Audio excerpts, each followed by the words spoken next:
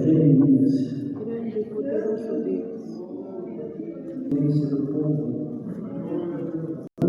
e nessa casa do oleiro, e o ato para ouvir as minhas palavras. E desci à casa do oleiro, e eis que ele estava fazendo a sua obra sobre as rodas. Como o vaso que ele fazia de barro se quebrou na mão do oleiro, tornou a fazer dele outro vaso, conforme o que pareceu bem aos olhos fazer. Então veio a minha palavra do Senhor, dizendo: não poderei eu fazer de vós como fez este oleiro ao casa de Israel. Diz o Senhor: eis que, como barro na mão do oleiro, assim sois vós na minha mão, ó casa de Israel. No momento em que falar contra uma nação e contra um reino, para arrancar, para derrubar e para destruir. Se tal nação contra a qual falar se converter da sua maldade, também eu me arrependerei do mal que pensava fazer. E no momento em que falar de uma gente e de um reino para edificar e para plantar, se ela fizer o mal diante dos meus olhos, não dando ouvidos à minha voz, então me arrependerei do bem que tinha dito que faria. Ora, pois, fala agora aos homens de Judá e aos moradores de Jerusalém, dizendo: assim diz o Senhor, eis que estou forjando mal contra vós e projetando um plano contra vós. Convertei-vos, pois, agora cada um do seu mau caminho, e melhorai os vossos caminhos e as vossas ações. Mas eles dizem: não há esperança, porque após as nossas imaginações andaremos, e fará cada um segundo o seu propósito do seu malvado coração. Portanto, assim diz o Senhor: perguntai agora entre os gentios quem ouviu tal coisa, pois coisa muito horrenda fez a Virgem de Israel. Porventura deixar-se-á neve do Líbano por uma rocha do campo, ou deixar-se-ão as águas estranhas frias, correntes? Contudo, meu povo se tem esquecido de mim, queimando incenso à vaidade, e fizeram tropeçar nos seus caminhos e nas veredas antigas, para que andassem por veredas afastadas, não aplainadas, para fazerem da sua terra um espanto e uma irrição perpétua. Todo aquele que passar por ela se espantará e maneará sua cabeça. Com vento oriental os espalharei diante da face do inimigo, mostrar-lhes-ei as costas e não o rosto no dia da sua perdição. Então disseram: vinde e maquinemos projetos contra Jeremias, porque não perecerá a lei do sacerdote, nem o conselho do sábio, nem a palavra do profeta. Vinde e firmando-lo com a língua, e não escutemos nenhuma das suas palavras. Olhai para mim, Senhor, e ouve a voz dos que contendem comigo. Porventura pagar-se-á mal por bem, pois cavaram uma cova para a minha alma. Lembra-te de que eu compareci na tua presença para falar por seu bem, para desviar deles a tua indignação. Portanto, entrega seus filhos à fome, entrega-os ao poder da espada, e sejam suas mulheres roubadas dos filhos e fiquem viúvas, e seus maridos sejam feridos de morte, e seus mancebos feridos da espada na peleja.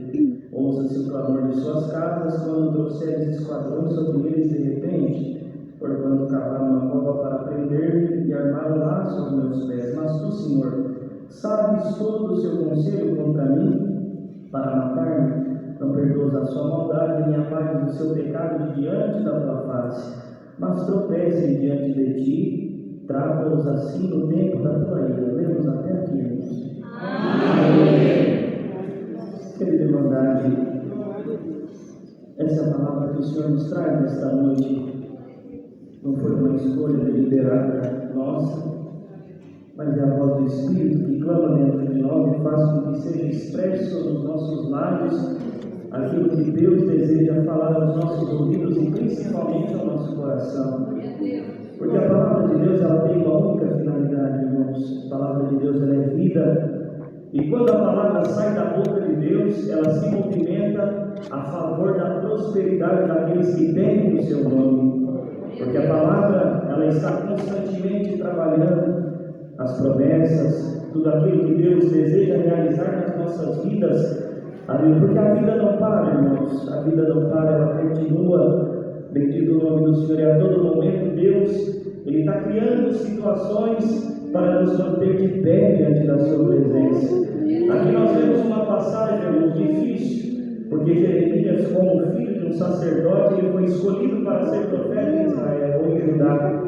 E quando ele se manifesta no reinado de Josias, quando Deus se apresenta para Jeremias e diz para Jeremias: agora eu estou entregando uma responsabilidade na sua mão. Você vai pregar para o povo o arrependimento, porque se o povo continuar na direção que eles estão caminhando, o único fim deles será a destruição e o cativo na Babilônia. Irmãos, Jeremias se viu numa posição difícil, porque de um lado Deus requeria algo dele, e de outro havia um povo de coração que estavam distante de Deus. O povo havia se desviado da conduta, aleluia, os seus ouvidos já não escutavam mais a palavra que vinha, aleluia, para dar condição para que o povo permanecesse na presença do Criador. Irmãos, e quando Deus se apresenta para Jeremias e fala: Jeremias, a partir de agora você vai pregar esse povo. E o Senhor Jeremias respondeu assim: ai, Senhor, aleluia, eu não tenho condição de pregar para esse povo. Irmãos, bem-aventurado é aquele que, olhando para dentro de si, não encontra capacidade para realizar aquilo que Deus confiou na tua mão, e confia inteiramente em Deus, na certeza de que se Deus confiou na tua mão, Ele vai te dar força para levar até o fim. Porque o mesmo Deus que te chamou, o mesmo Deus que te escolheu, e escolheu o teu nome, e colocou sobre você um jugo, Ele vai te dar condição e criará circunstância para que você não recue ante a missão recebida das mãos do próprio Criador. Porque além da missão que Ele nos entrega, Ele tem meios para fazer com que permaneçamos no caminho e não nos desviemos da onde Ele nos colocou. Dá para entender essa palavra? E Jeremias, irmão, desesperado, porque quando recebemos um grande fardo, uma grande responsabilidade, tememos. Porque falar com o povo de Israel não era uma função propriamente dita de Jeremias. Ele era homem como aquele povo, tinha sentimento, ele chorava, ele sentia dor também. Hoje entrou alguém aqui lamentando aqui, mas Deus já manda te dizer: acalma o teu coração, aí Deus vai te ajudar a vencer as suas guerras. Irmãos, e Jeremias olha para Deus entristecido. É uma linguagem figurativa, irmão.